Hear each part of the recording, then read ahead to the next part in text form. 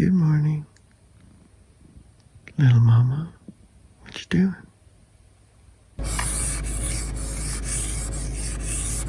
I'm just finishing up another morning listening session. This time it's Reconciliation by Thich Nhat Hanh, who has been one of my favorite thinkers and authors, but this book is a big disappointment.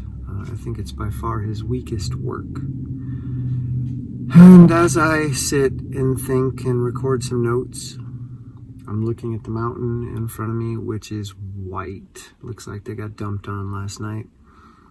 And I was going to go into the studio and do some work, but I think I'm going to take the work with me into the mountain. I'm going to strap on my boots, head up there and listen to some more of this book and do some good thinking. I find that my thoughts are much richer and more contextually relevant when I spend time with them in the woods, on a mountain, especially in the snow. But if I were to go into the studio and try to get some writing done, it would be much more of a struggle because my thoughts don't stand still. They don't cooperate. I often don't know what it is that I think about a particular thing. I don't know how I want to say it. So I have to move around. I have to use my body in the world, and then it is revealed to me. It just comes out. It's like, oh yeah, that's it. I sensed it, but I didn't have words for it yet. So whenever I'm in a place that feels sticky, getting up there unsticks me. And here's the interesting thing. I do not feel like working out at all. I don't feel like moving my body, but I'm excited to play around with some thoughts that I'm having. And that mountain's the best place to do it. So I will get a workout, but that's not the goal. That's not why I'm going. That's just a bonus.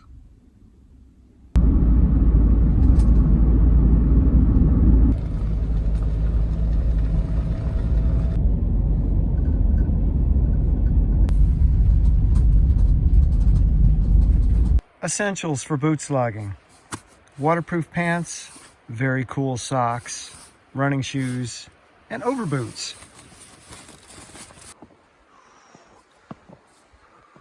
One of the things that I love about living in Bennington is the proximity of wilderness. We have the Glastonbury Wilderness immediately to the northeast, and then we have the George D. Aiken Wilderness down here to the southeast. And they're two of the biggest wilderness areas in Vermont, and they're at Bennington's doorstep.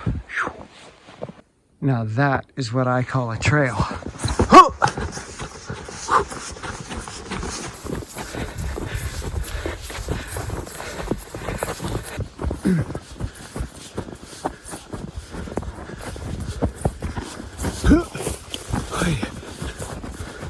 If I were to sum up my approach to movement and engagement in as few words as possible, I think I would describe it as having a really big toolkit. Right now, I'm boot slogging, jogging up a mountain in the snow, and I'm moving at a pace that I wouldn't normally move at because I have a time constraint. I have a hard stop. I have to be back in my studio at 1 p.m., and that's not going to be easy to do. So I'm moving faster than I would if I had no time constraint. And I'm not bothered by that, but if I were to come out here and just try to get the workout done, my workout done, like I know so many people that have a particular workout that they do at a particular time of day, and they gotta get it done. And so really, they've got a very small toolbox.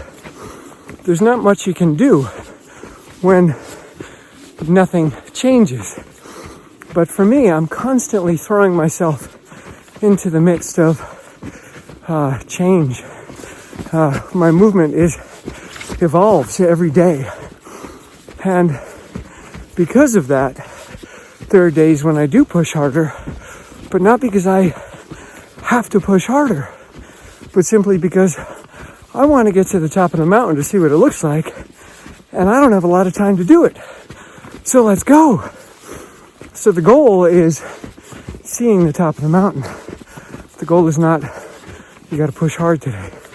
So the more perspectives you have, the more angles you have, the more tools you have, the more likely it is that you'll engage in a diversity of movement styles, types, intensities without ever burning out, without ever having this thing hanging over you that you have to do, that's been prescribed, pre-written, carved in stone.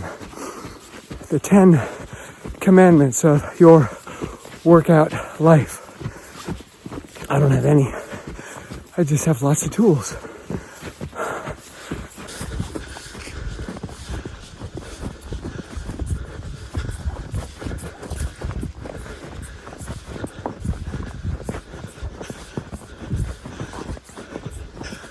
Oh yeah.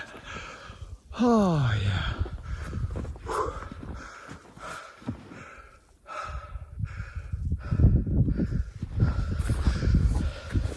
Check out the cairn. Oh my God. The furthest mountain in the distance right there is Mount Greylock, highest mountain in Massachusetts. Oh wow, that's spectacular. And if we point over here, you can see the Catskills right there behind this little tree. You'll see the Catskills in the distance of New York. Wow, and look at the rye mice on these spruce. Absolutely stunning. Oh man, wow. So worth the effort, but now I've got to get down the mountain and back to the studio in 40 minutes.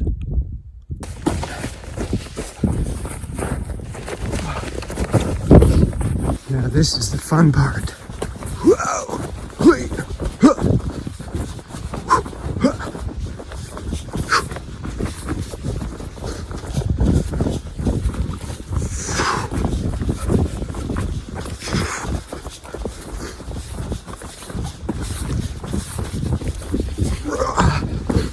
Oh yeah!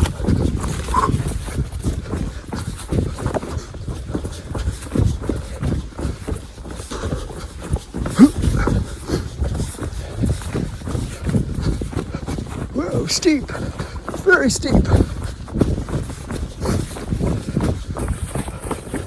Yeah. I'm just noticing how different I feel in my day and in my body and in my being now that I'm out here.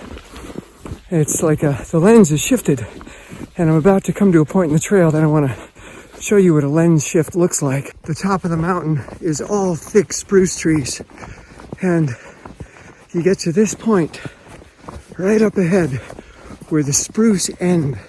There's a dividing line, and you come out into hardwoods. Well, there's a couple of spruce trees straggling, but the light changes, everything changes, and boom, here we are. Now we're in hardwood forest. And it's that sharp a transition.